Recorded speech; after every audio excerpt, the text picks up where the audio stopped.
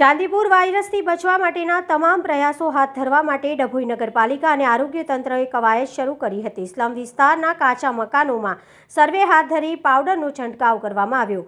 ચાંદીપુરમ વાયરસે સમગ્ર ગુજરાતમાં હાહાકાર મચાવ્યો છે, ત્યારે ડભોઈ નગરપાલિકાના ચીફ ઓફિસર જય તડવી અને વડોદરા જિલ્લા મેલેરિયા શાખાના DMOના આદેશ અનુસાર ડભોઈ શહેરમાં નગરપાલિકાના કર્મચારી, અર્બન હેલ્થ સેન્ટરના કર્મચારીઓ આરોગ્ય ટીમ બનાવી શહેરમાં નાંદોદી ભાગોળ વિસ્તાર તેમજ વિવિધ સ્લમ વિસ્તારમાં જ્યાં ઝૂંપડપટ્ટી અને કાચા મકાનો હોય ત્યાં દવાનો છંટકાવ કર્યો અને લોકોને ચાંદીપુરમ વાયરસથી બચવા માટેની માહિતી આપવા માટેના પ્રયાસો શરૂ કરવામાં આવ્યા છે।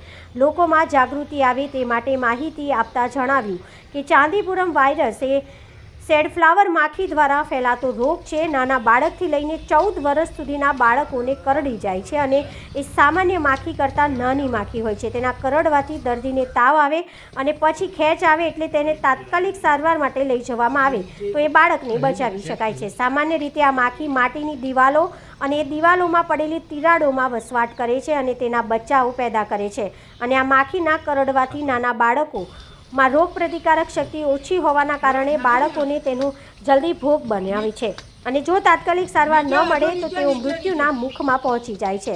ત્યારે માખીને અને ફેલાતા વાયરસને રોકવા માટે સમગ્ર આરોગ્ય તંત્ર અને નગરપાલિકા કટિબદ્ધ છે।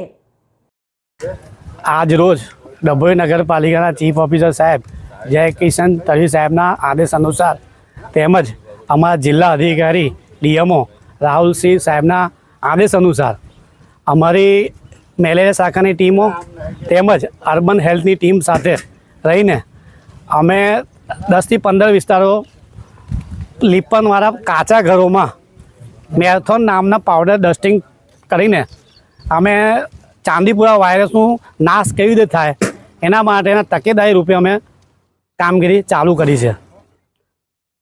આજરોજ કઈ જગ્યા પર કરવામાં આવી છે અને આની અંદર શું પ્રોસેસ કરવામાં લીપણવાળા ઘરોમાંથી આ જે લીપણવાળા જે ઘરો હોય છે એમાં આ વાયરસ વધારે જોવા મળ્યો છે।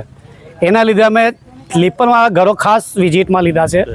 એ ડસ્ટિંગ મેથોડ પાવડર જે આવે છે 5.5 તેઓ એ પાવડરથી અમે એ લીપણવાળા ઘરોમાં જે નાખ્યું છે ડસ્ટિંગ પાવડર એનાથી જે કંઈ ચાંદીપુરનો વાયરસ અગર હશે બી તો એના નાશ થશે।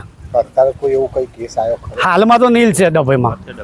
તો આગળનો કેટલા દિવસનો કાર્યક્રમ રાખશો? જ્યાં સુધી આ વાયરસ ધીરું પડે ત્યાં તો સદંતર પૂરું ના થાય ત્યાં સુધી અમે આ કામગીરી ચાલુ રહેશે। કયા વિસ્તારમાં કરવામાં આવી છે? આજે શક્તિનગર છે, નાંદોદી ભાગો છે, સિતરાઈ તળાવની પાછળનો ભાગ છે, એવા દશામા મંદિરની બાજુમાં એવા તમામ વિસ્તારો આજે લીધેલા છે અમે।